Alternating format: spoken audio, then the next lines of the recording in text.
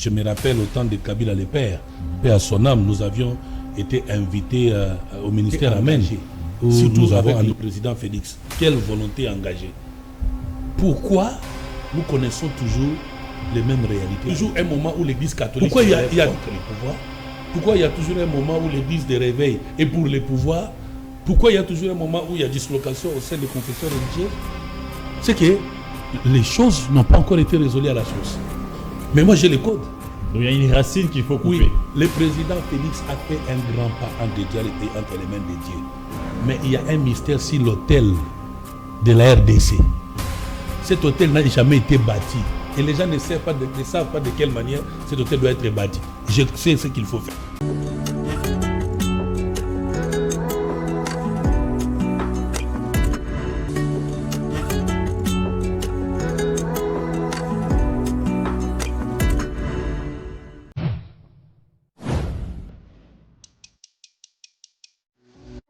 De passage à Kinshasa pour les affaires ou les vacances, ou simplement à la recherche d'un véritable havre de paix en pleine capitale, la Sofimob vous propose le cadre de vie idéal. Nous vous ouvrons le porte de la résidence Manassé 2. Nous mettons à votre disposition deux appartements meublés avec de meubles de haute qualité. Tout est pensé pour votre confort. Deux chambres spacieuses pour vous garantir un repos total. Deux salles de bain modernes et bien équipées pour votre intimité. Une cuisine moderne et parfaitement fonctionnelle pour préparer vos repas. Une salle à manger chaleureuse pour passer de bons moments. Et un balcon privé pour vous détendre en toute tranquillité. Pour que votre espace reste toujours propre et impeccable, un service d'entretien qualifié et très professionnel s'occupe de tout pour vous. Pour votre tranquillité d'esprit, nous assurons de services continus, un ascenseur, un parking sécurisé pour vos véhicules, Internet au débit 24 heures sur 24, l'eau et l'électricité garanties 7 jours sur 7, ainsi qu'un abonnement Canal+ permanent pour vos loisirs. Nous sommes idéalement situés à seulement 3 minutes en véhicule et 10 minutes à pied du boulevard du 30 juin, au croisement des avenues Ouangata et Lualaba, au numéro 146, à seulement 500 mètres de l'hôpital de référence ex-Mamayemo. Pour vos réservations, contactez-nous dès maintenant au 097 013 98 06 ou encore au 0422 868 92 64. Sofimob, votre appartement, votre confort, notre engagement.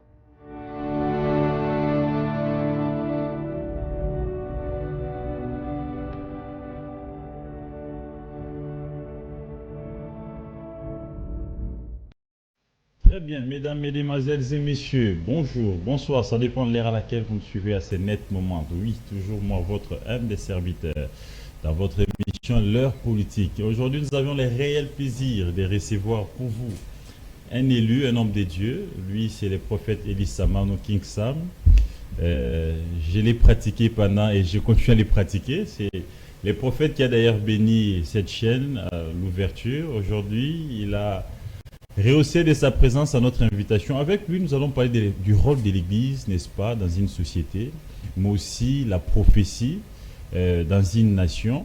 Mais on va chuter par une croisade qu'il est en train d'organiser à Mongafula, où il sera accompagné par son homologue ou son confrère, l'évêque Espérance Mbakadi. Lui, c'est le représentant légal de l'Église, le père spirituel, tout ce que vous savez là, de l'Église Amour de Jésus-Christ. Bonjour prophète. Bonjour monsieur le journaliste. Vous allez bien? Ça va, Dieu nous garde. C'est un plaisir de te retrouver sur ce plateau. Vous étiez ici, oui, à l'ouverture, vous avez béni la chaîne. Oui, oui. Aujourd'hui, je vous ai comme invité. Merci. Et j'ai des impressions assez étonnantes de voir combien, à peu de temps, la chaîne prend de l'ampleur dans la ville. Et puis, je vois ce beau cadre. Félicitations. Merci. Dieu soit loué. Merci beaucoup. Amour de Jésus-Christ, alors qu'hier c'était la loi de Jésus-Christ. Pourquoi cette mutation? La mutation, c'est juste pour plus de compréhension auprès de la population. Ça dit la même chose. L'amour de Jésus, la loi de Jésus-Christ, c'est ça l'amour de Jésus. L'amour de Jésus, c'est ça la loi de Jésus-Christ. Mais nous avons voulu beaucoup plus être proches de la population sur les termes, parce que beaucoup dans le passé, quand nous disions la loi de Jésus a fait peur, ils confondaient la loi de Jésus à la loi de Moïse. Okay. Et pourtant, nous voulions simplement simplifier les choses. C'est comme ça que nous disons l'amour de Jésus-Christ. Mais pour ceux qui pensent que le prophète Élie Samano, il a fait ça pour écarter ceux dont avec qui il a commencé l'évangile, le ministère, parce que l'église est devenue grande maintenant, il faut miter maintenant vers les clans. Ok. Non, mais ils n'ont pas raison, pour la simple raison que nous continuons à être les mêmes personnes, avec la même équipe d'ailleurs. Tout le monde est là. Tout le monde est là. Le pasteur Amédée est là, le pasteur Saint-Faux, docteur Samuel. Toute l'équipe est là. Donc, il n'y a pas eu une raison particulière pour ces changements, sauf que nous voulions nous approcher. Parce que dans le passé, quand nous invitions les gens à l'église, il y avait des gens qui nous disaient, surtout les juristes, qui nous disaient là-bas, on va plus nous interpeller, la loi de Moïse selon les commandements, ainsi de suite. Ils sont trop durs. Bon, on a voulu juste relativer, et bien voilà. Très bien. Aujourd'hui, je vous ai invité pour un objectif. Vous êtes prophète, vous êtes aussi enseignant la parole de Dieu. La société est en train de se déchirer aujourd'hui. Les hommes de Dieu sont très déchirés, mais vous, en tant que prophète, vous allez quand même éclairer l'opinion. Les téléspectateurs de Netic News, dites-nous d'abord quel est le rôle d'une église dans une nation. Le rôle de l'église dans la nation, c'est présenter la personne et l'œuvre de Jésus-Christ.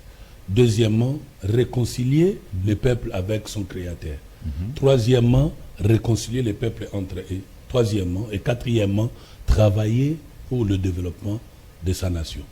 Et cela passe par l'éducation chrétienne et puis dans la société. Voilà le rôle de l'Église.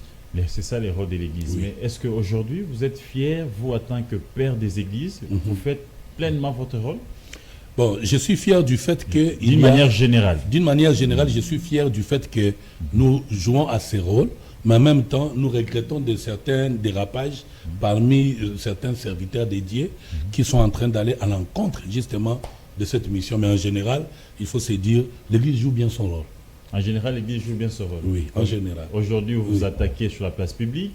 Aujourd'hui, il n'y a plus la valeur qu'avait hier l'homme de Dieu, un père. C'est quelqu'un d'abord, irréprochable. C'est vrai, il peut y avoir quelques greffes, mais d'abord, d'une manière générale, irréprochable, exemplaire. Est-ce que c'est l'image qu'on a d'un homme de Dieu aujourd'hui? Il faut dire qu'avec l'avancée technologique, donc l'ère des réseaux sociaux, certaines choses sont exposées de manière à ce que l'homme de Dieu est également victime que toutes les autres couches de la société. À ce titre, justement, on pourra dire qu'il y a beaucoup de choses qui touchent, portent atteinte à la réputation de l'homme de Dieu. Mais cela ne limite pas le champ à notre mission. Donc, et puis, il y a l'aspect eschatologique. Nous sommes à un temps de l'apostasie. Du point de vue biblique, nous sommes au temps de la perte de foi. Ce temps ici a été prédit par le Seigneur lui-même. L'apôtre Paul en a parlé au point que la Bible nous renseigne que nous aurons des gens rebelles, nous aurons des gens qui vont perdre la foi, ainsi de suite. La foi sera refroidie, il y aura la calomnie de l'évangile, la vérité sera calomniée. Et donc ce sont des faits tout à fait normaux. Et nous considérons que ça nous prépare, ou ça prépare l'Église en enlèvement, parce que ça fait partie des signes qui confirment que le Seigneur est authentique, mais aussi à la porte pour chercher son Église. Et pour ceux qui disent que la plupart de vous n'avez plus Dieu et Dieu vous a exposé, ça c'est le jugement des hommes. Ça peut être vrai, ça peut être faux, mais c'est le jugement de Dieu qui compte. Il y a des faux, il y a aussi des vrais. Très bien. Prophète par-ci, par-là, même vous êtes prophète. Mais on a l'impression que les prophètes d'aujourd'hui ne font pas ce que faisaient les prophètes Élie, les prophètes de l'Ancien Testament. La nation est attaquée. Aujourd'hui, les antivaleurs ont pris les dessus sur la nation. Mais il n'y a pas de prophéties qui donnent des directives même aux dirigeants. Vous êtes seulement en train de prophétiser pour nos petites familles, nos petites vies. Qu'est-ce qui se passe? Bon, en fait, il y a 3 raisons. Première raison, c'est que aujourd'hui, les prophètes ont peur d'être libres dans l'exercice de leur ministère à cause des réalités politiques, surtout dans le cas de notre pays, où il y a des tendances. D'un côté, il y a le pouvoir, de l'autre côté, l'opposition. Et chaque tendance veut prendre en otage les prophètes pour que les prophètes leur disent ce qui est bon pour eux. C'est comme ça que ça, dans la première cause, les prophètes se réservent ou carrément fuient. Deuxième raison, c'est le fait qu'il manque un enseignement approfondi sur le ministère des prophètes des nations. Dans notre pays, il y a une carence sur ce point-là et nous y travaillons parce qu'on a des prophètes pour l'église locale, on a des prophètes pour des familles, mais il y a également des prophètes des nations. Tous les prophètes ne sont pas les mêmes. Ils n'ont pas les mêmes dimensions. Les dimensions se diffèrent. Donc pour le cas des prophètes des nations, il y en a, mais de plus en plus, comme j'ai dit, la première raison fait que ces prophètes font de recul de plus en plus. Mais comment un prophète peut avoir peur alors que lui, il est instruit et orienté par le Saint-Esprit, l'Esprit supérieur? Oui, avant de revenir à ça, la troisième raison, c'est Dieu, dans sa souveraineté, il peut faire taire les prophètes. Donc les prophètes peuvent être authentiques, mais Dieu le tait. Conséquence, il ne parle pas. Ceci est possible. C'est biblique, ça. C'est là aussi est biblique, bien sûr. Dans la Bible, il y a des prophètes que Dieu a appelé au silence. Plusieurs fois. Alors que la nation est en train d'être attaquée. Plusieurs fois. Les prophètes ont même, ils sont partis même déportés. Il y en a qui ont préféré se taire. Et les exemples sont les gens dans la Bible. Et donc on y reviendra si vous voulez bien. Mais cela se justifie.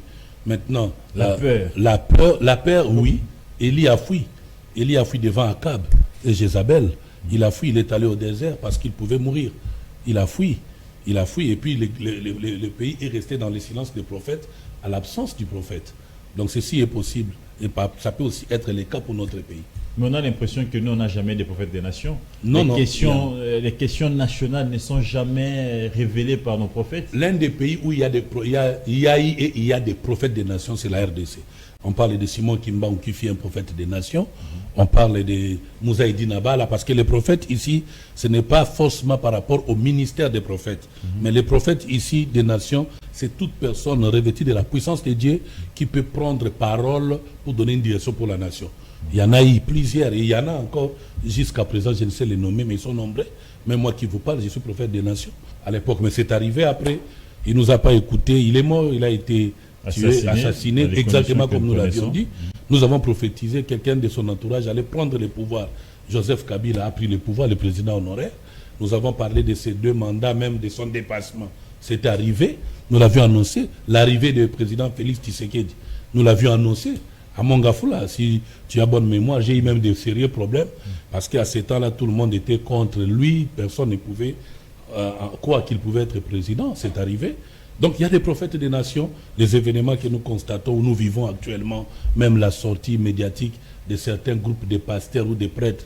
Qu'est-ce qu'on n'a pas annoncé? La rébellion à l'Est, qu'est-ce qu'on n'a pas dit? Nanga et consorts, qu'est-ce qu'on n'a pas dit? L'exil de Moïse Katumbi. Les images, les vidéos sont là. C'est parce qu'à un moment donné, on est appelé à la retenue avec le dérapage qu'il y a au niveau des réseaux sociaux. Mais sinon, il faut croire qu'il y a des prophètes des nations. Dérapage au niveau des réseaux sociaux, j'ai l'impression que vous en êtes victime. Il y a une vidéo qui est devenue virale. Oui, j'ai écrit même... Contextualisez-nous un peu cette vidéo-là.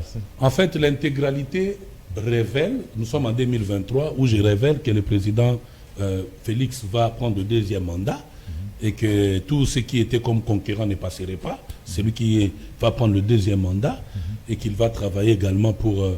la pacification du pays, pour la réconciliation, mais encore qu'il y a des recommandations là-dessus. Et maintenant, les gens de mauvaises intentions ont préféré sortir la vidéo de son contexte pour nous accuser de crier à la mort du chef de l'État, ce qui n'a jamais été le cas. Au contraire, nous prions pour que ce genre de choses n'arrivent pas. Et puis, nous avons expliqué pourquoi est-ce que il sera le président Félix, le président actuel, devait faire tous ces mandats-là, et comment la main de Dieu était sur lui par rapport à la dédicace qu'il a fait de la nation à Dieu, et que ce n'était qu'une partie du travail, une grande partie du travail reste à faire, et ça c'est lui et tout le monde qui devrait se mettre ensemble pour ça. Mais maintenant, chacun essaie de prendre les choses de son côté et donner l'interprétation selon ses intentions, et les gens ont leurs idées dans la tête. Donc c'est comme ça, je dénonce là.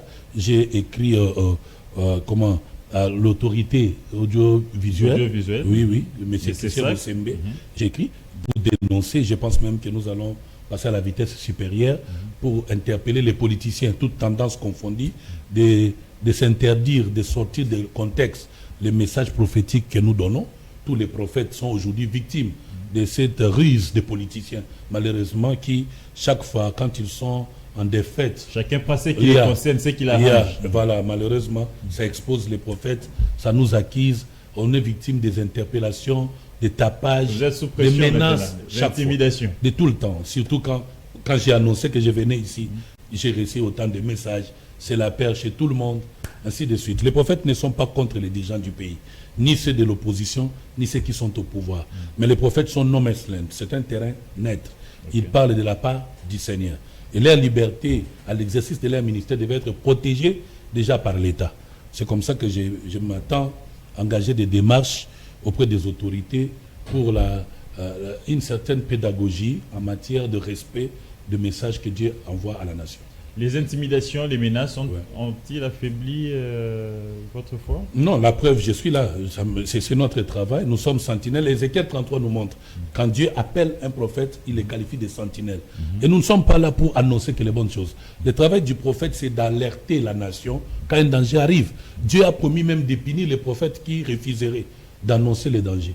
Malheureusement, dans notre pays, on veut imposer une loi spirituelle selon laquelle les prophètes doivent se taire quand ils voient les dangers. Non, on ne peut pas se taire. Quand les dangers arrivent, on doit alerter. D'ailleurs, dans des pays encore beaucoup plus développés, les services de renseignement collaborent avec les spirituels, très bien. Notamment les prophètes. Avant de boucler ces chapitres, dites-nous un peu, est-ce que toute prophétie est censée être rendue publique, ou dès que vous recevez des prophéties là, il y a des prophéties internes aussi, c'est que vous rendez public. Comment faites pour faire cette jugeote-là? En tout cas, ça n'émane pas de l'intelligence ou de la compétence du prophète. Mais tout dépend de la souveraineté de Dieu qui donne sa direction des choses. Par exemple, dans Matthieu, il est écrit, c'est qu'on vous dit en cachette, montez sous les toits. Deuxièmement, quand on a un message à adresser à une autorité politique ou à la nation, la première démarche, c'est d'aller vers la personne, lui parler en particulier. Mais si la personne résiste ou refuse de vous recevoir, il y aura d'autres voies qu'il faut utiliser.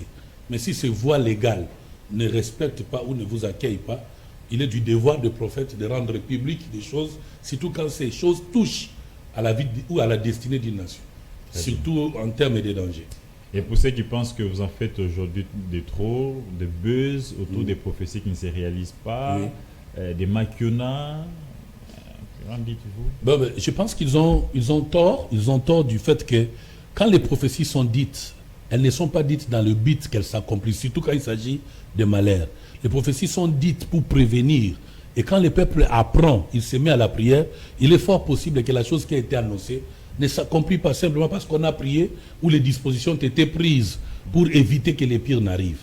Et donc à ce moment, le prophète n'a pas menti. Au contraire, il a sauvé la nation. Regardez avec quel encouragement, quel zèle la population entière a applaudi les léopards lors de sa première sortie dans la Coupe du Monde. Contre les Portugais. Pourquoi? Parce que quelque part, la prophétie a motivé. Il y a eu avant les premiers matchs trop de prophéties donnant notre nation vainqueur dans ces matchs-là. Conséquence, vous avez vu quelle motivation? Parce que la prophétie a un rôle important dans la motivation, dans l'influence spirituelle et psychologique de l'homme, même de toute une nation. Et donc, c'est comme ça qu'à ce niveau-là, quand la prophétie est sortie, on prie plusieurs fois. Je t'ai donné des prophéties te prévenant des dangers qui ne sont pas arrivés, justement parce qu'après avoir été prévenus, nous avions prié.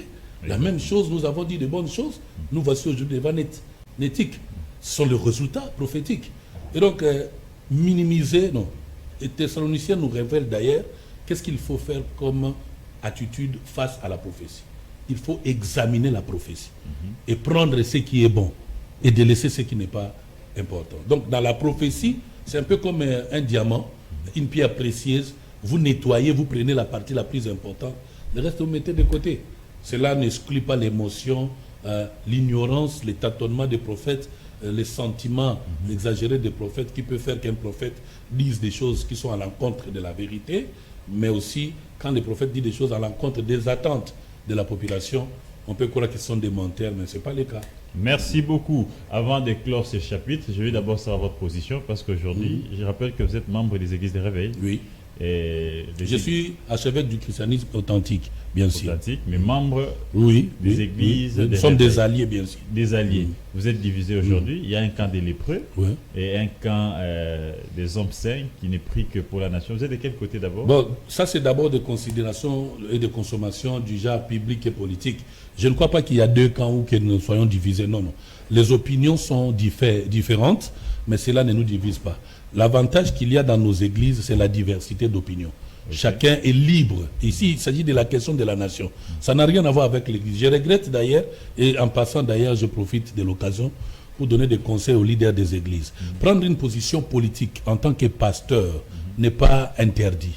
Okay. En tant que citoyen d'un pays, en tant que patriote, chacun est libre de prendre des positions politiques pour ou contre, surtout ici à l'occurrence, autour de la Constitution. On va en arriver au sujet. Et donc, vos positions-là ne frustrent pas aussi vos fidèles? Parce que dans vos églises, il y a des pro-pouvoirs, des opposants. Oui, ça peut impacter négativement à partir du moment où l'homme de Dieu cesse de jouer son rôle de pasteur pour l'église et amène les débats politiques au sein de l'église. L'église est un terrain neutre, simplement parce qu'au sein de l'église, nous avons différents membres.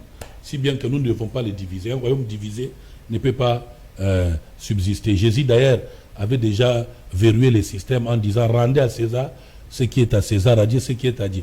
Les débats politiques doivent se faire en dehors de l'église. Mais vous utilisez aujourd'hui vos chairs pour régler des comptes à vos hélas, je profite de l'occasion pour aussi prendre des positions. Je profite de l'occasion pour conseiller, pour ne pas dire interpeller, mais conseiller mes confrères, serviteurs de Dieu, prêtres, catholiques, comme imams de l'islam, pasteurs protestants, de savoir faire la différence entre l'église et la nation. Vous voyez, donc il y a cette séparation des pouvoirs. Il faut vraiment respecter la laïcité et c'est très important. Merci beaucoup. Dans les pics, les attaques ne passent pas l'église Amour de Jésus-Christ? Non, pas du tout, pas du tout. Nous sommes le rassemblement de tout le monde. Chez nous, il y a assez de l'opposition. Comme vous le dites, c'est du pouvoir. Tout le monde est là, tout le monde a sa place. Nous, ce qui nous unit, c'est Jésus-Christ. Nous sommes là autour de la personne de Jésus-Christ. Nous rendons culte à Jésus. Très bien. Il y a la question qui divise, les changements de la Constitution, la loi référendaire. Les églises ont pris position. Les CC venaient de se prononcer. Ils ont été clairs. Ils disent que tout doit se faire autour du consensus. Et d'abord, il faut pacifier les pays. La CENCO, il n'y a pas longtemps, il y a 48 ans, ils se sont aussi prononcés sur cette question. Ils disent que non à tout changement constitutionnel. Pour eux, la priorité maintenant, c'est la paix. La priorité maintenant, c'est le social, mais aussi récupérer les zones occupées. Et aussi, ils disent non au troisième mandat de chef de l'État, parce que selon eux, ça serait violer les pactes républicains. Mais du côté des églises des réveils, avec votre président, Ejiba Mapia, ils disent oui au changement de la Constitution et qu'il serait même révélé par Christ qu'il faut changer la Constitution. Et entre-temps, les églises qui devaient unir les politiques autour d'eux, les églises elles-mêmes sèment la confusion. Vous êtes de quel côté? Ben, je ne suis pas du côté de l'un ou de l'autre, mais je suis du côté de la vérité déjà. C'est quoi la vérité? La vérité, c'est que notre pays a consacré une démarche politique et démocratique en ce qui concerne les questions liées à la Constitution et consorts. Il y a le référendum comme un moyen par lequel le peuple vote oui ou non sa volonté par rapport à une décision qui touche à la nation. Maintenant, il y a les représentations du peuple. On a au niveau de l'Assemblée nationale le député et les sénateurs. Ils ont voté pour le référendum. Maintenant, le président, sûrement, ce sera la prochaine démarche, il va finalement confirmer promulguer cette loi-là, merci. Après cette promulgation, je pense qu'il faut que ceux de l'opposition comme ceux du pouvoir mobilisent leur population au vote pour ou contre le changement de la Constitution. Comme c'était le cas en 2005. Mais c'est ça, mobilisé contre. C'est ça la démocratie. C'est ça la démocratie. Et deuxièmement, ce n'est pas une première dans notre pays, cette culture-là de référendum et consorts. Donc je regrette d'ailleurs, je voulais ici alerter les politiciens. C'est du pouvoir comme c'est de l'opposition. Ici, à l'occurrence, le président Félix Tshisekedi et les autres, Martin Fayoulou, et tout le monde, Katumbi, Joseph Kabila, de faire attention aux pièges des prêtres catholiques et aux pièges des pasteurs des églises. Des réveils. Oui, de faire vraiment attention, parce que les pasteurs n'ont pas la dernière décision, ni les prêtres autour de cette affaire. C'est une question dorénavant politique. Et c'est aux politiciens de nous démontrer leur maturité du fait de ne pas mobiliser la population à des désordres, comme déjà c'est le cas, mais plutôt à vulgariser les lois du pays et à mobiliser la population à aller au référendum et de voter pour ou contre. Je crois que le débat sera clos. Maintenant, est-ce qu'il y a opportunité d'arriver au référendum maintenant? C'est ça la question majeure. C'est là où il faut qu'il y ait un consensus. Nous sommes en guerre. Yeah. Maintenant, dans les contextes actuels, ça j'en appelle à la maturité, à la conscience et à la responsabilité des politiques, encore une fois de plus. Je ne crois pas que c'est une question qui doit être réglée par les religieux. Parce que les religieux sont déjà divisés entre eux. Alors qu'ils devaient enseigner par l'exemple de la réconciliation, de l'unité, de l'amour. Ils ont une structure dont ils sont incapables de se mettre ensemble. Je ne vois pas des parents qui sont divisés, qui sont en mesure d'unir les enfants. Donc, dommage. Je crois même que les religieux sont en train de profiter de leur position religieuse pour manipuler les politiciens, étant donné que les politiciens, devant les leaders religieux, se voient comme des enfants spirituels. Et donc, pour moi, la démarche, elle est politique, exclusivement politique. Et je voudrais ici particulièrement demander au chef de l'État de jouer à la sagesse de Salomon devant les deux prostituées. Et maintenant, en vous entendant parler, vous êtes contre l'implication directe des religieux dans cette affaire? Je vous assure que les religieux sont à la base de tous les chaos que nous connaissons dans ces pays. Oh. Dommage, je l'ai dit à notre propre honte. Donc vous-même? Vraiment, je vous assure, je pense qu'il faudrait mettre en place une politique qui va remettre les religieux à leur place. Allez-y regarder dans toutes les nations du monde. Aucune nation n'a réussi à se développer par le dictat des religieux. Et les crises les plus violentes que nous connaissons dans notre pays, alors à la base, ont toujours été dirigées par des religieux. Mais comment cela s'explique? Parce que vous, les religieux, vous êtes soumis à l'autorité du Saint-Esprit. On suppose que vous avez le même Dieu que vous priez matin, midi, soir. À l'autorité du Saint-Esprit. Comment le Saint-Esprit n'arrive pas à vous unir, vous donner une direction encore? Le problème, ce n'est pas le Saint-Esprit, le problème, c'est les intérêts. Je crois que les catholiques ont leurs intérêts beaucoup plus humains dans la démarche qu'ils sont en train d'entreprendre. La même chose, les pasteurs des églises. Je suis désolé de le dire, je fais partie, mais c'est ça la réalité. Donc c'est un problème d'intérêt personnel. D'intérêt personnel. Ça n'a rien à voir avec la logique. La cause nationale. La cause nationale, pas du tout. La cause nationale, elle est politique et laissons aux politiques. Encourageons, aidons les politiques à prendre des décisions courageuses. Je rappelle encore et j'insiste, j'ai pris que Dieu donne au président Félix Tshisekedi la sagesse qu'avait Salomon pour départir les deux prostituées quand il a s'agi de répondre par la justice. Et donc ici, il est question de réfléchir sur l'intelligence d'une mise en place de rencontres et de réflexions aboutissant au référendum après des consensus. Et je crois que ça va arriver.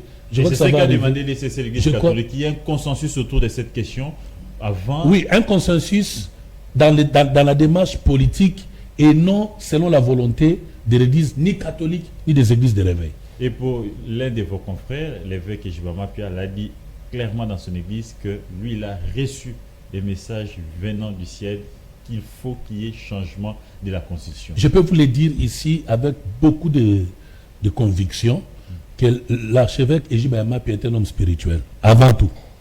Et j'ai beaucoup de respect parce que je me rappelle une fois quand il a décidé de devenir député, il est devenu député. Et quand il dit une chose, il y a risque beaucoup plus de côté positif que ceci arrive. Et donc, maintenant, est-ce que le fait qu'il a reçu cette révélation veut dire que c'est une décision nationale? Non, je ne crois pas qu'il a parlé dans ce sens. Il a parlé de sa conviction personnelle, ce qui est une très bonne chose. Il sait faire la différence. Maintenant, en tant que président des églises de réveil, le travail qu'il est en train de faire, c'est de proposer aux églises, je ne suis pas son porte-parole, il propose aux églises de réveil une opinion. Et maintenant, les églises sont libres, à partir de leurs dirigeants, de savoir choisir laquelle d'opinion est bonne ou meilleure.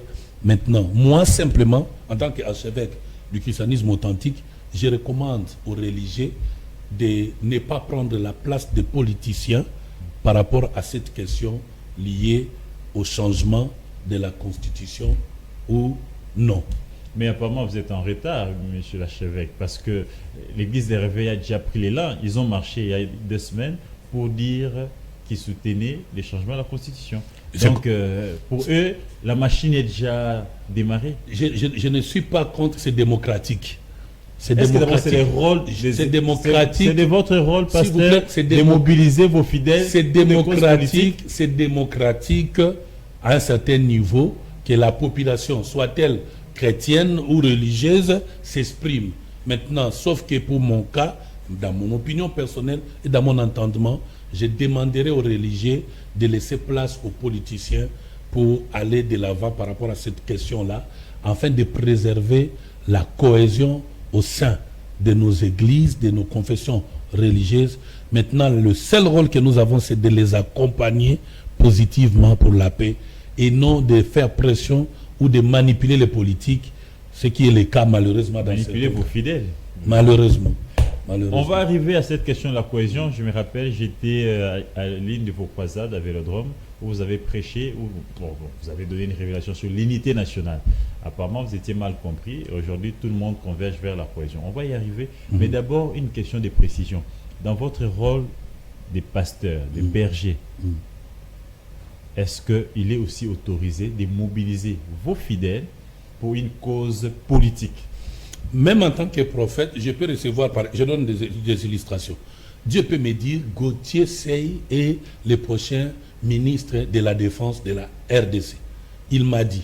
C'est un exemple. Mon pouvoir prophétique serait d'annoncer cela à tout le monde, y compris à Gauthier. Mais je n'ai pas le pouvoir de travailler à la matérialisation de cette chose-là. Très bien. Parce que ça devient le monde de Dieu. Et je ne peux pas non plus manipuler ou influencer les gens à l'accomplissement d'une chose qui émane du pouvoir souverain de Dieu par rapport à son accomplissement. Donc c'est là où il y a faiblesse. Malheureusement, c'est là où il y a faiblesse. Le rôle du prophète, c'est d'annoncer. Le rôle du prophète, ce n'est pas d'accompagner la réalisation. Non, ça c'est pas notre rôle, c'est pas notre responsabilité. Je suis désolé. C'est pourquoi il y a des crises, justement. Donc, à ce stade, les hommes des églises allaient s'arrêter à donner l'ainsi dit l'Éternel. Carrément. Mais la matérialisation, laisse Dieu utiliser ses canaux. Ils peuvent se diluer en politiciens, en tant que citoyens congolais, et parler au nom de leur parti politique, et non au nom du Seigneur, ni au nom de l'Église. C'est ça la différence. Il y a une nuance, et c'est très capital. Et je crois que c'est là où il y a une crise de maturité. Hier, l'Église des Réveils ne s'intéressait pas à la gestion ou aux questions politiques directement. Vous étiez plus concentré à l'Évangile. Qu'est-ce qui a évolué pour qu'aujourd'hui on vous voie au front, je n'ai pas dit de manière générale, vous, au front en train de se battre, alors que c'était l'Église catholique qu'on a vu des années dans cette histoire? En fait, l'Église est... Non, même pas. L'Église Nabiso, il y a Congo, et Zokolanam. Il y a un problème, il y a âge. Les Zokola. Ils ont se comporter, la manifestation comportement de l'Église à Congo actuellement, ils ont lié à âge. D'ici 5 ans, 10 ans, l'Église n'aura pas le même comportement face aux mêmes questions politiques. Vous verrez vous-même. Vous parlez de l'Église des Réveils. Même catholique.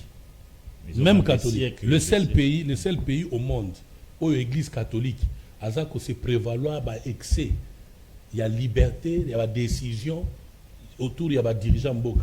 Et ça, on a Congo. Ce n'est pas parce qu'ils sont très proches de la population et qu'ils sont même partout pas. Sur toute l'étendue, c'est parce qu'elle a réussi simplement à manipuler les dirigeants du pays. Tu vois? Parce qu'il faut dire la vérité, du point de vue idéologique, beaucoup de partis politiques se sont appuyés vers l'Église catholique pour finalement exister en tant que tel. C'est comme ça que cela a donné à l'Église catholique tous les grands mouvements ont été accompagnés par l'Église catholique. Mais les jours où les partis politiques deviendront beaucoup plus indépendants et capables de mobiliser la population sans les confessions religieuses, vous verrez que les confessions religieuses reprendront leur place. C'est comme ça que l'Église des Réveils a compris. Aujourd'hui, ils sont de côté de Tshisekedi pour essayer de booster les lignes. C'est de bonnes guerres, malheureusement. C'est de bonnes guerres. Moi, je prie vraiment que l'Église joue son rôle et que les politiciens également élèvent les débats au niveau où la population va intégrer les partis politiques pour des démarches politiques et ça va aller. Très bien. À la veille de l'annonce de père des Églises des Réveils pour soutenir les changements de la Constitution, on a vu certains confrères à vous, pasteurs, du haut de leur chair, s'attaquer à ces mouvements. Dire que les évêques ou les pasteurs n'avaient pas pour rôle de se réunir autour d'un verre par les changements de la Constitution. Ils doivent gagner les âmes, prêcher l'évangile. Et ça allait dans tous les sens. Aujourd'hui, l'Église est partagée sur cette question. Sans vouloir me contredire, hein, parce que là, j'ai placé les fondements selon ma compréhension du rôle de l'Église. Mais maintenant, s'il faut entrer dans ces sujets-là, je vais juste appeler mes confrères, pasteurs, au respect de nos pères. Ces personnes qui se sont affichées pour décider autour des questions que vous dites ici sont nos pères. Et quand ils ont pris leur position, ils n'ont interdit à personne de prendre une position contraire. Et ils ne méritent pas un manque de respect. C'est comme ça qu'à mon niveau... Ils ont été traités de lépreux. Je pense que ce sont des manques de respect simplement, de dérapage. Ils ne sont pas des lépreux, même s'ils seraient lépreux. D'ailleurs, Israël a été sauvé à cause des lépreux. Donc je pense qu'à un moment donné, nous devons avoir de retenir le respect à leur égard. Voilà. Merci beaucoup. Je rappelle que nous avons sur ces plateaux les prophètes Eli Samano King Sam, l'archevêque de l'église Amour de Jésus-Christ.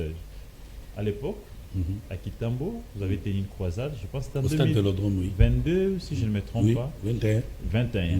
Où vous aviez été inspiré par les Saint-Esprit. Vous aviez annoncé que le président de la République doit privilégier l'unité nationale pour sauver les pays. Quelques temps après, on a tout ce qu'on a à Goma, à Bukavu, tout ça. Et aujourd'hui, tout le monde, que ce soit les CC, l'Église catholique, opposition, tout le monde on converge maintenant vers la cohésion nationale. Vous étiez mal compris? Bon, peut-être mal compris ou encore, comme je l'ai dit, un problème de maturité, mais aussi d'épreuve. Vous savez, en tant que prophète, nous subissons certaines épreuves de Dieu. Moi, je prends ça comme une épreuve de Dieu à mon égard, de façon personnelle. Pourquoi? Parce que j'ai tenu des moments très, très, très inquiétants à pleurer auprès du Seigneur pour savoir, mais tu m'as dit clairement, avec des signes que le pays ne va pas décoller si on ne passe pas par la réconciliation nationale. Et que si cette réconciliation ne se fait pas, il y aura des rébellions de tout genre, l'Est sera pris en otage, des choses qui sont arrivées malheureusement. Maintenant, j'ai été voir les autorités. Je rappelle que là, c'est en 2021. J'ai été voir des autorités de tout genre, de tout bord, pour alerter, même les opposants, pour alerter sur ces choses-là. Mais je n'ai pas été écouté. Je comprends que d'un côté, le pays est vraiment sous un combat de l'ennemi qui veut laisser le Congo à terre. De l'autre côté, je vois que c'est une épreuve pour que nous continuions à vivre dans la patience, mais d'autre part, dans la souveraineté de Dieu, il apprend à chacun de nous des choses. Je ne vais pas dire que les gens ont refusé de nous écouter, parce que nous continuons à prier pour ça, mais je peux vous certifier ici, il n'y aura pas d'autre ici que ça. La parole de Dieu... La voie de sortie, c'est la réconciliation nationale. Il dit un mot et la chose arrive. Vous pouvez vous rassurer, quoi qu'il arrive, aucun dialogue politique en termes de partage de pouvoir ne sera la solution pour la cohésion nationale. Les jours où les Congolais se mettront ensemble pour faire la paix, il y aura effectivement cette cohésion-là. Et ce jour-là arrivera certainement, et j'ai toujours cru que le président de la République actuelle, donc Félix Tshisekedi, arrivera à le faire. Je le crois fermement. Quand vous avez eu cette révélation, Dieu vous parle de la réconciliation nationale en 2021. Je rappelle que Nang était encore au pays, il n'avait pas encore pris les armes. Et dans des termes clairs, qu'est-ce que Dieu voulait vous dire par réconciliation nationale? Par la réconciliation nationale, Dieu voulait nous faire éviter une guerre tribale, une guerre ethnique. Dieu voulait nous faire éviter une balkanisation. Dieu voulait nous faire éviter la rébellion comme elle sévit, parce que Dieu voulait nous amener à une saison de fêtes. Parce que nous sommes arrivés au temps de la restauration de cette nation. Et comme ça, Dieu voulait avant tout que nous soyons réconciliés avec lui, après que les pays soient remis entre les mains de Dieu. Parce qu'il faut savoir que ce n'est pas par hasard que le président Félix a remis les pays entre les mains de Dieu. Ce n'était pas un fait d'hasard. Non, non. Le pays a été confié à Satan à travers Prima Kuria avec Mobutu. Maintenant, ça c'était un acte, un travail spirituel de haut niveau. Je regrette qu'il n'a pas été achevé parce qu'il fallait en plus de cela une consécration autour du chef de l'État par des actes sacerdotaux lui permettant d'assumer du point de vue spirituel cette valeur surnaturelle d'actes posés. Malheureusement, les gens ont été distraits. Et deuxième élément, cette réconciliation nationale allait nous faire échapper toutes ces crises actuelles dont nous parlons, autour des référendums ou pas. Parce que regardez la marche actuelle, la pression qui commence à monter au pays ici. C'est juste parce que les gens sont divisés. Mais là où les gens sont unis, ce genre de choses n'arriveraient pas. Combien de personnes sont mortes en même temps, depuis ce temps-là jusqu'à présent? On aurait pu épargner notre pays de toutes ces pertes. L'argent orienté aujourd'hui vers l'armée, ce qui est une très bonne chose parce que qui veut la paix prépare la guerre, aurait été orienté vers l'armée, mais aussi pour d'autres voies. Aujourd'hui, il y a une opportunité sur les accords américano-congolais, congolais plutôt. Mais ces accords souffrent de vulgarisation à cause du fait que les moyens qu'on doit mettre à vulgariser toute la population congolaise sont orientés à des guerres.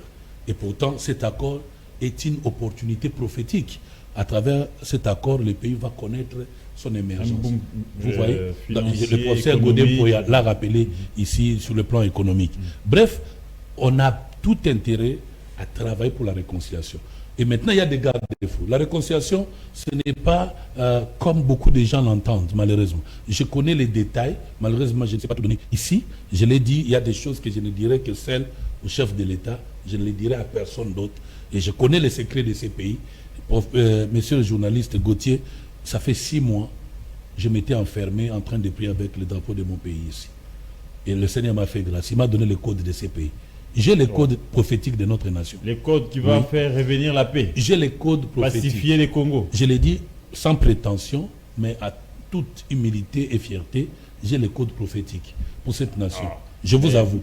Beaucoup de mes confrères... Ils appellent des piétés. Non, mais pas chef de l'État. Le chef d'État m'a déjà réussi, pas une seule fois d'ailleurs. Donc, nous sillonnons le monde entier, nous prions. Nous avons tout intérêt, tu le sais d'ailleurs. Combien de fois j'ai été menacé ici, combien de fois je suis allé par-ci, par-là. Je rappelle qu'à un moment, vous étiez un peu retranché au Canada. J'ai des choses que je ne saurais dire qu'à la personne qui est à la tête de ces pays.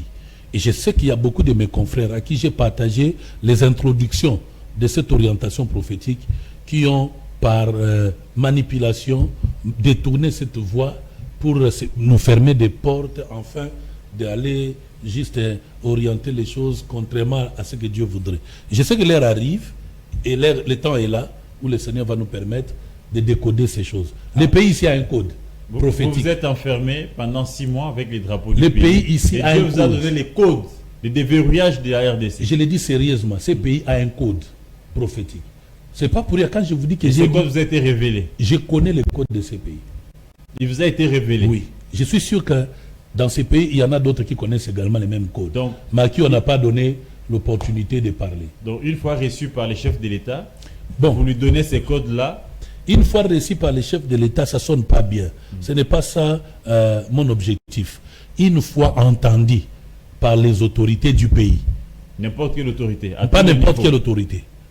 Pas n'importe quelle autorité. Je ferai les choix. Je connais à qui il faut parler, premièrement. Et deuxième élément, une fois que ce code révélé sera mis en exécution, c'est fini. On passe de la RDC actuelle à une autre RDC. Mais quelqu'un me disait que la RDC a un sérieux problème par son nom. Prophétiquement, je vous assure qu'il n'a pas tort en partie. Il y a un code non révélé aux dirigeants de cette nation concernant la destinée de la RDC. C'est pourquoi nous tournons en rond. On répète les mêmes...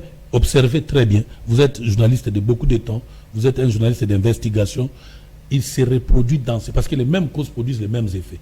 Il y a une répétition continuelle dans ces pays depuis 30 ans durant. On refait les mêmes choses, peu importe la volonté engagée politiquement par les dirigeants.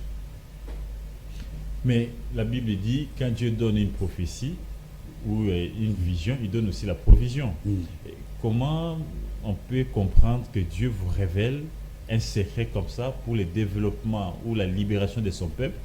Nous avions vu dans la Bible, quand Dieu s'est adressé aux enfants d'Israël qui étaient en esclavagisme en Égypte, tout était circonscrit dans les temps et dans la durée. Et la durée de votre prophétie. Ah ben oui, le problème c'est celui-là. Dieu seul connaît jusqu'à quand je continuerai à attendre que nous soyons consultés. Mais cela arrivera certainement. Mais la preuve est là, nous avons toutes les évidences.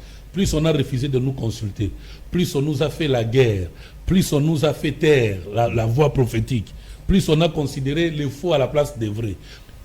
Très bien, donc vous avez les codes, Dieu vous a révélé ces codes, et au travers de cette caméra, Dieu, peut-être qu'on vous suit, ou Dieu peut susciter à ce qu'on puisse vous suivre par les autorités dont vous avez besoin. Adressez-vous à eux en 1 minute. Alors, je vais dire comment peuple congolais, toutes tendances confondues à nos autorités, comment allez-vous douter que je n'ai pas les codes ou j'ai les codes à partir du moment où j'ai les évidences? j'ai prophétisé la mort de Kabila le père. Par balle, c'est arrivé. Comment on peut douter d'une personne pareille? Comment on peut douter d'une personne qui a prophétisé que Kabila, Joseph, prendra le pouvoir pour 2 mandats avec un excès?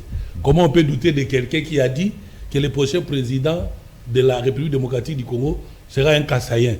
Donc Félix Tshisekedi Tshilombo, il est devenu président. Comment on peut douter de quelqu'un qui a dit qu'il va prendre 2 mandats, hein, et au 2e mandat, il aura telle mission à accomplir? Après, Dieu seul sait ce qui pourrait arriver au pays, ainsi de suite. Comment on peut douter d'une telle personne? C'est inconcevable. En fait, sous d'autres essiers, nous sommes des personnes qu'on devait consulter, absolument. Sous d'autres essiers, parce qu'au-delà des prophéties pour la nation, il y a quand même dans ces pays des autorités qui nous connaissent, à qui nous avons dit, pendant qu'ils étaient encore au bas de l'échelle, vous deviendrez X ou Y personnes. Ils sont devenus. Quels sont les grands événements de ces pays? Nous l'avions annoncé, nous l'avions prédit. C'est arrivé à l'église comme dans la nation. Et donc, nous ne sommes pas pressés, nous ne sommes pas orgueilleux non plus, mais nous sommes fiers et sereins. Nous savons que Dieu existe, il nous a confié une mission, nous connaissons les codes de ces pays, du point de vue prophétique, je l'ai dit avec autant d'assurance, et quand le moment viendra, ils écouteront les prophètes. Et vous voulez que ces codes-là, vous voulez les dévoiler auprès de qui? Je vais les dévoiler à qui de droit? Je connais à qui il faut pas seulement les chefs de l'État. Il y a un corps, hein? Il y a un corps de dirigeants dans ces pays qui doivent m'écouter. Très bien. Comme parlant de la part du Seigneur. Et ceci est tellement important, même urgent. C'est pour à la fois leur propre bien, le bien de la nation et l'avenir glorieux que le Seigneur. Posez-vous toujours la question. Avec autant de richesses et de volontés engagées, surtout avec le président Félix, quelle volonté engagée? Pourquoi nous connaissons toujours les mêmes réalités politiques? Pourquoi il y a toujours un moment où l'Église catholique s'élève contre les pouvoirs? Pourquoi il y a toujours un moment où l'Église de réveil est pour les pouvoirs? Pourquoi il y a toujours un moment où il y a dislocation au sein des confessions religieuses?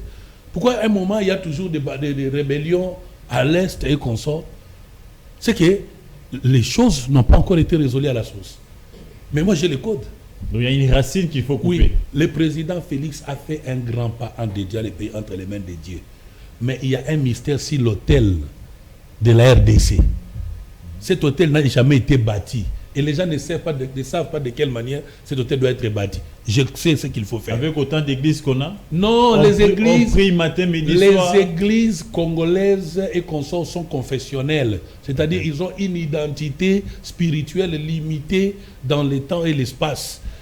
Vous voyez, et la mission, elle est totalement différente d'un hôtel de la nation. L'hôtel d'une nation est différent de l'hôtel d'une confession religieuse. Et vous avez les secrets de, mais je sais, de bâtir cet hôtel. D'ailleurs, comment ça doit être bâti et où? De quelle manière? Qui doit bâtir? C'est même pas le chef de l'État qui doit donner son argent pour bâtir l'hôtel. Non, avec tout ce même qu'on a pas. Comme démons territoriaux, c'est pas... Mais justement, ils doivent partir. Ils doivent partir. Il faut l'arche. On ne chasse pas les démons territoriaux par des jeûnes et prières. Qu'est-ce qu'on attend d'abord par démons territoriaux? Ce sont les forces spirituelles qui contrôlent les territoires à partir du moment où le territoire a été dédié à une divinité ou une entité spirituelle. Maintenant, ici, on a remis le pays entre les mains de Dieu, mais il y a des actions surnaturelles qui devaient être posées en tant que telles pour que, de façon pragmatique, cette dédicace prenne corps. Ça n'a jamais été fait. Et Elise Samano a une secret wana ceux qui ont une opportunité par corps wana dirigeant il a livré secret wana et mboka et dévoiler. Je t'assure que ça sera fait. C'est pas moi qui l'ai fait. C'est une décision de Dieu. Ça sera fait. Ça sera fait et c'est pour très bientôt d'ailleurs. Et elle ne va pas expirer cette prophétie comme ça tarde à recevoir? Il a dit à Habakkuk, c'est une prophétie dont les temps sont déjà fixés. Elle court vers son terme. Elle s'accomplit. Même si elle tarde, la prophétie peut tarder, mais elle ne ment pas. Elle s'accomplit toujours. Elle peut tarder, mais ne ment pas. Je rappelle que vous êtes dans une grande organisation pour les 30 juin, une croisade que vous allez organiser à Mongafula, terrain Tumba, si je ne me trompe pas, avec votre confrère Espérance Bakali. Pourquoi avoir choisi Tumba et pourquoi les 30 juin? Avant d'abord d'aller là-bas, je voulais rectifier quelque chose. L'évêque Mbakadi n'est pas pour moi un confrère, c'est un aîné. C'est vraiment une personne, un mentor, quelqu'un qui m'a beaucoup aidé en termes de motivation, de prière, surtout la dernière fois lors du décès de ma mère. Okay. Il est venu plairer avec moi. Je voulais d'ailleurs en passant remercier toutes les autorités qui étaient ce jour-là, pour plairer avec moi. Je n'ose citer, elles étaient nombreuses, mais pour son cas particulièrement, il a plairé avec moi, ma mère, et puis c'est une personne qui a toujours été là pour me dire va de l'avant. Dieu est avec toi. Je rappelle qu'il est représentant légal des églises de Mangembo. Oui, je le salue. Et c'est vraiment un honneur. Beaucoup de gens se posent des questions s'il sera là ou pas. D'une manière ou une autre, il sera là le 30 juin au terrain Toumba, donc le mardi au terrain Toumba. Et puis, c'est vraiment un moment important. Le thème, c'est Terre, Terre, écoute la parole de l'Éternel.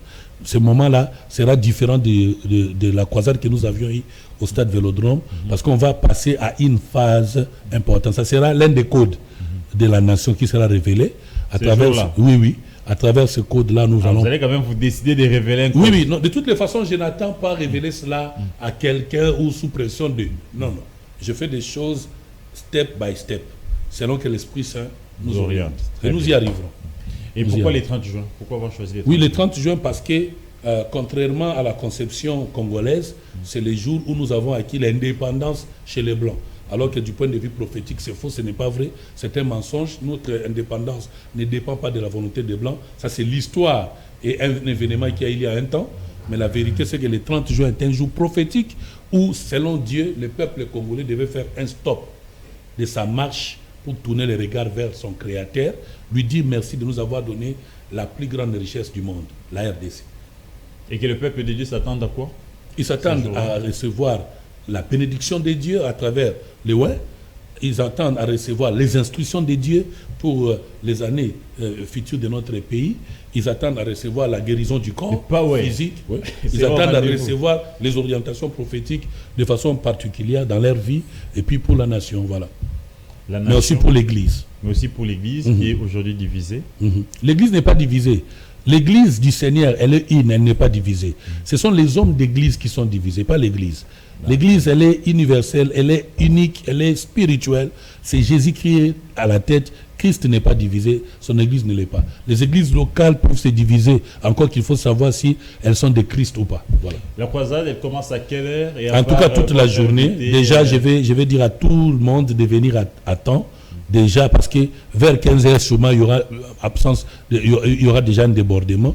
C'est comme ça, de préférence, venez le matin. C'est déjà un jour férié. Passons du temps à la prière. On aura Maman Lorbongo, l'évangéliste Moïse Matuta, le frère Michel Bakenda, qui vont animer avec la chorale de la communauté des églises Amour de Jésus. Venez, il y a beaucoup de thématiques qui seront exposées ces jours-là pour la gloire du Seigneur. Et les choix des thèmes, ça a été inspiré ou bien sûr, elle est biblique, non? Quand nous parlons terre, terre, Jérémie 22, 29, c'est clair. Terre, terre, terre, écoute la parole de l'Éternel. Ça signifie simplement que le peuple va répondre à une convocation divine. À travers cette convocation, Dieu va donner à son peuple ses orientations qui vont permettre au peuple de Dieu de savoir se conduire dans les plus beaux pays du monde, dans les pays les plus riches du monde et les peuples les plus riches. Il doit avoir les instructions lui permettant d'harmoniser cette richesse de la terre à la vie de chaque peuple. Merci beaucoup, prophète Elie Samano, d'être passé. C'est moi qui vous remercie. Dernier mot à tous vos fidèles qui vous suivent de partout dans le monde. Et je rappelle que Netic News sera là les 30. Merci beaucoup. Rediffuser cela en direct. Fidèles téléspectateurs de Netic News, vous suivrez cette croisade-là en direct de Netic News. Nous serons là déjà à temps pour faire vivre des moments inoubliables face à Dieu. Un dernier mot à vos fidèles. Le dernier mot, je vais l'adresser au président de la République, Félix Tshisekedi Tshilombo. Dieu vous a élu, il vous a établi dans cette nation. Vous devez jouer le rôle de Salomon. C'est le temps pour ça. Salomon a usé de la sagesse divine pour départager les deux prostituées. Vous l'avez dit lors de votre sortie dernièrement que vous agissez comme homme d'État et non comme homme politique. Les politiciens se battent pour le pouvoir. Les politiciens mobilisent les peuples, parfois manipulent les peuples, mais comme homme d'État, jouissez de votre position d'autorité pour ramener le peuple dans l'unité, dans la cohésion et dans la paix. Je crois fermement que vous en êtes capable. Je n'oublie pas l'une de vos orientations. En échange avec vous, vous m'avez sauvé la vie une fois en me demandant de rester homme d'église et de ne pas patauger dans le monde politique. C'est un monde sale. Je vous rappelle vos paroles. Et cela a été non seulement pour moi un conseil, mais une parole de sagesse. Et je vous remets aujourd'hui la sincère, chef de l'État que nous aimons beaucoup. Jouissez de vos compétences spirituelles que vous avez pour jouer le rôle de Salomon, pour départager les deux prostituées. Les uns veulent le changement de la Constitution, les autres s'opposent à ces changements. Derrière ces deux entités, il y a les catholiques, il y a les imams, il y a les pasteurs, il y a tous les peuples congolais qui attendent de vous la sagesse qui va apporter la paix, la cohésion nationale. Nous prions pour vous et je vous souhaite vraiment de réussir à cette mission, à cette énigme, à ces défis, et Dieu va vous récompenser énormément. Et deuxième message, je l'adresse aux hommes d'église, particulièrement les prêtres des églises catholiques, les pasteurs protestants, les pasteurs des églises de réveil, les imams. Je vous demande une seule chose, de travailler pour la paix. Aider les politiciens à se mettre ensemble. Aider les politiciens à sauver le peuple congolais. Aider les politiciens à regarder les intérêts de la nation, mais ne soyez pas là pour profiter de votre position de leader pour manipuler les politiciens qui sont vos enfants spirituels. Mais soyez là plutôt pour les aider à se mettre ensemble pour la paix. Le référendum, le changement de la constitution, les mandats, 3e, même 10e mandat, ce n'est pas ça d'abord qui est prioritaire. Ce qui est prioritaire, c'est votre capacité de leader de savoir mettre tout le monde ensemble. Et à la population congolaise de ne pas se laisser manipuler par les politiciens. Je vois dans des visions prophétiques qu'on était en train d'armer certains peuples congolais avec des armes, des machettes pour créer des désordres, voire même des pillages, tout ça au sort des politiciens. Ne jouez pas ce rôle, ce n'est pas votre rôle. Notre pays a atteint le niveau de son élévation spirituelle, le temps de sa restauration. Et les grands bénéficiaires, c'est nous les peuples. Alors ne mourrez pas, ni par la pression des politiciens, pour rater à partager l'héritage que Dieu nous a donné, la RDC. Gardez-vous en bonne santé, fouillez les sorties politiques diaboliques pour ne pas mourir, parce que le Congo s'est réveillé et de grandes choses sont devant nous. Voilà ce que je peux dire. Je ne sais que vous remercier pour m'avoir accepté dans ce plateau. Si vous ne le savez pas, beaucoup de vos confrères me refusent dans leur plateau. Tantôt, ils ont peur d'avoir des problèmes. Pourquoi? Parce qu'ils sont... Oui, d'autres, ils ont d'autres colorations politiques. Ils pensent que si je vais dans leur plateau, je serai contre leurs sentiments politiques et consorts. Merci pour vous. Nous, on fait le travail, nous sommes au milieu du village, on donne la parole à tout le monde. Merci. Et de façon que nous puissions éclairer l'opinion. Et ceux qui veulent retrouver les églises, l'amour de Jésus-Christ. Les églises Amour de Jésus-Christ, nous sommes sur Avenue Ngouma numéro 8 à ma campagne. Donc tout de suite avant Saint-Luc, arrêt érosion. Nous sommes la parcelle voisine de Madjabou, église Amour de Jésus-Christ, Ngouma 8. Nous sommes à Mongafula, au terrain Tumba. Là, vous allez trouver également, nous sommes là, église Amour de Jésus-Christ. Nous sommes également à Lemba, sur Biangala. Nous sommes là, vous pouvez nous trouver en face de Western Union. Et nous avons nos cellules à Matadi-Kibala et par-ci, par-là. Je vous invite donc pour le 30 juin, le mardi 30 juin, venez au terrain Tumba à Mongafula pour la grande croisade. Et Dieu fera de très très grandes choses. Vous serez bénis. Amenez les malades, Dieu les guérira pour sa gloire. Merci beaucoup, fidèles téléspectateurs, de nous avoir suivis. Rendez-vous mardi 30 juin. Moi-même, votre humble serviteur, je serai là pour prendre part, n'est-ce pas, à ces rendez-vous sacerdotales. Mais aussi, j'invite tous les téléspectateurs de Netic News éparpillés dans le monde de rester branchés ces jours-là. À quelle heure, vous avez dit, pasteur? En tout cas, tout commence le matin, mais à partir de 15h. À partir de 15h déjà, on va lancer les directs sur toutes nos plateformes pour vous faire vivre ces moments, n'est-ce pas, de contact avec les créateurs, afin que nous puissions prier pour notre nation, les dirigeants, les opposants, la population, afin que notre peuple retrouve sa joie, mais aussi son repos. Parce que nous ne sommes jamais reposés au Congo, nous sommes tout le temps dans les turbulences. Alors, restez branchés, likez, partagez, ne prenez rien hors contexte, contextualisez tout. C'est ça. Nous avons les droits légaux, désormais, nous avons les droits légaux selon les lois numériques de poursuivre quiconque détourne nos propos pour ses fins personnelles. Très bien. Rendez-vous au prochain numéro avec un autre invité, bien sûr, sur le même plateau. Merci.